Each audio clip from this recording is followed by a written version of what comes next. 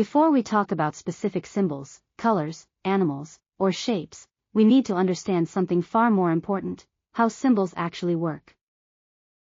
Most people think symbols are things you look up. You see an image, you search for its meaning, you memorize a definition, and you move on. But that approach misses the entire point. Symbols are not fixed translations. They are not static objects.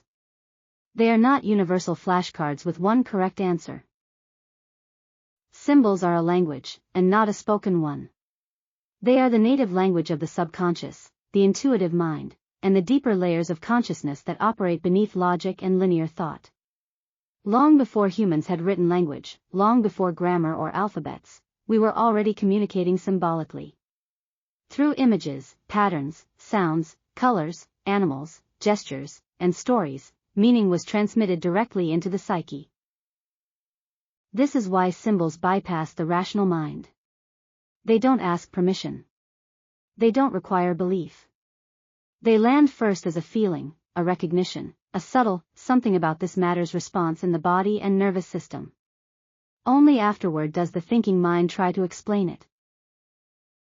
When you dream, you don't dream in sentences. You dream in symbols. When your intuition speaks, it rarely gives you a checklist. It gives you images, impressions, sensations, and patterns.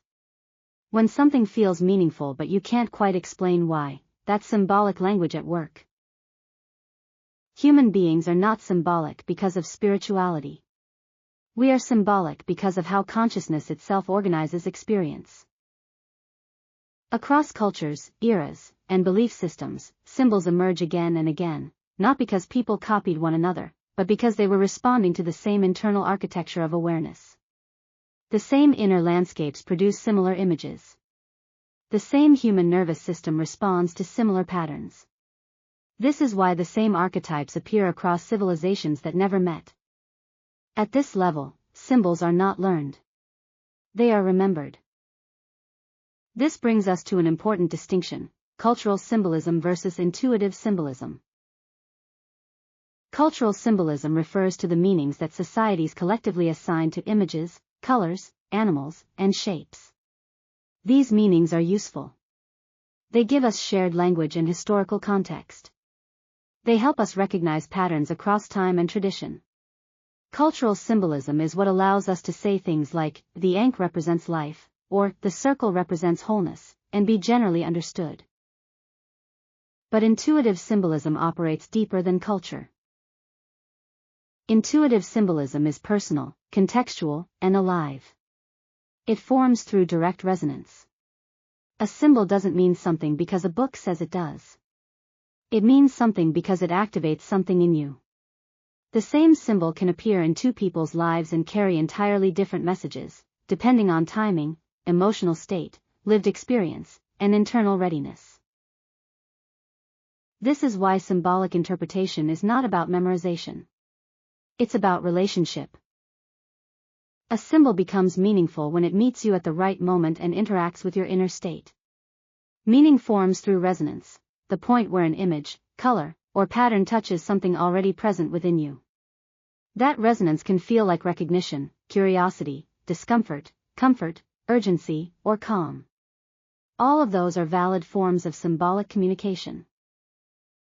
In this way, symbols are not instructions imposed from outside. They are mirrors. They reflect back what is already active, emerging, or seeking expression within your consciousness. This is also why symbols evolve over time. A symbol you encountered years ago may speak very differently to you now. Not because the symbol changed, but because you did.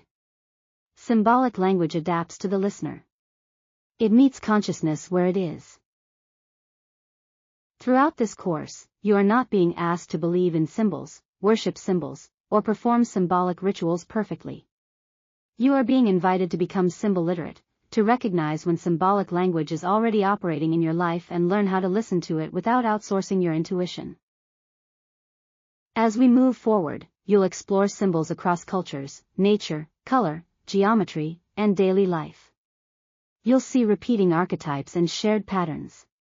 But always remember this foundational truth: symbols are not here to tell you what to think. They are here to help you see. When you stop asking, what does this symbol mean, and start asking, what is this symbol communicating to me right now, the language begins to open. This is the operating system for everything that follows.